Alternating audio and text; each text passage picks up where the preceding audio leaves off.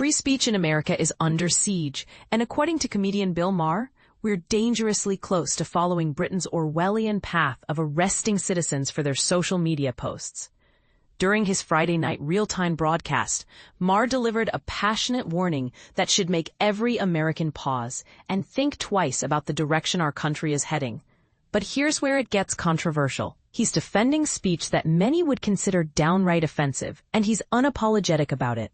The statistics Maher shared are nothing short of alarming. In Britain today, authorities make arrests for online speech violations an astounding 12,000 times annually. That's roughly 33 people arrested every single day for what they post on social media.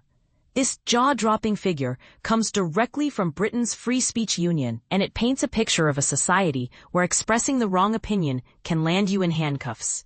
To illustrate just how far Britain has fallen, Maher highlighted the recent arrest of Graham Linehan, an accomplished Irish comedy writer whose credentials include an Emmy Award and 5 prestigious BAFTA honors.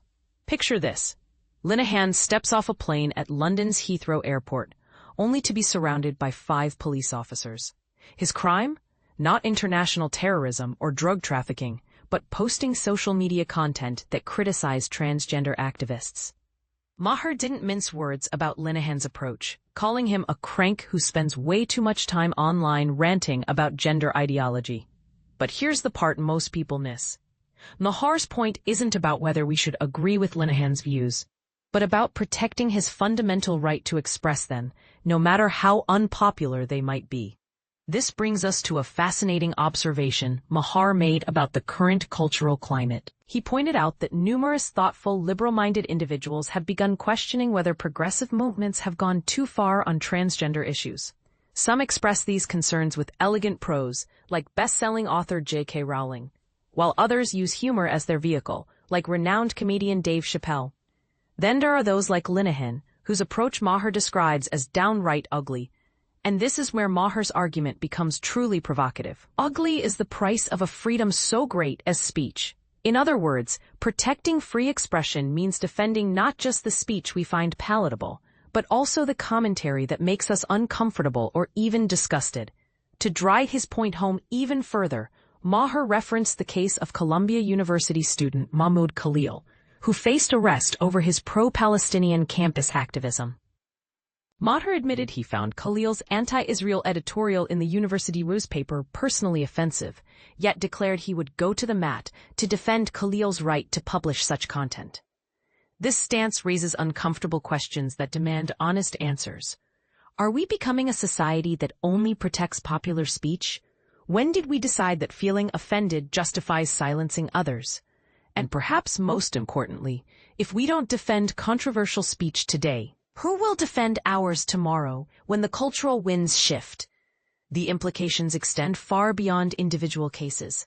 Maher's warning suggests America stands at a crossroads where we must choose between the messy, sometimes ugly reality of true free speech and the sanitized, controlled discourse that Britain has embraced. The British model might seem appealing to those who prefer their public conversations free of offensive content, but it comes with a price tag. That includes police officers arresting award-winning writers for their social media posts. What makes this debate even more complex is that it forces us to grapple with competing values. On one side, we have the desire to protect marginalized communities from harmful rhetoric.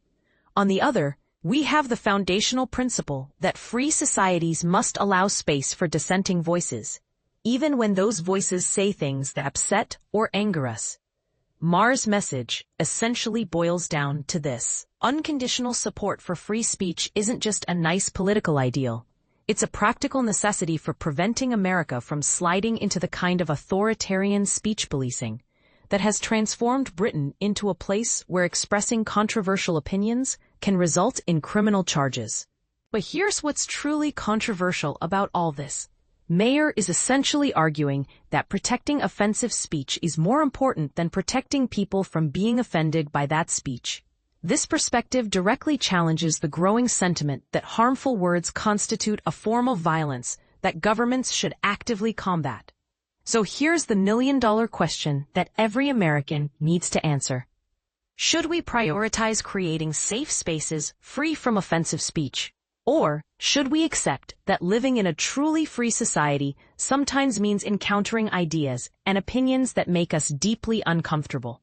The choice we make will determine whether future generations inherit the robust free speech protections that have defined American democracy, or whether they'll grow up in a society where the wrong tweet can lead to a very real arrest warrant.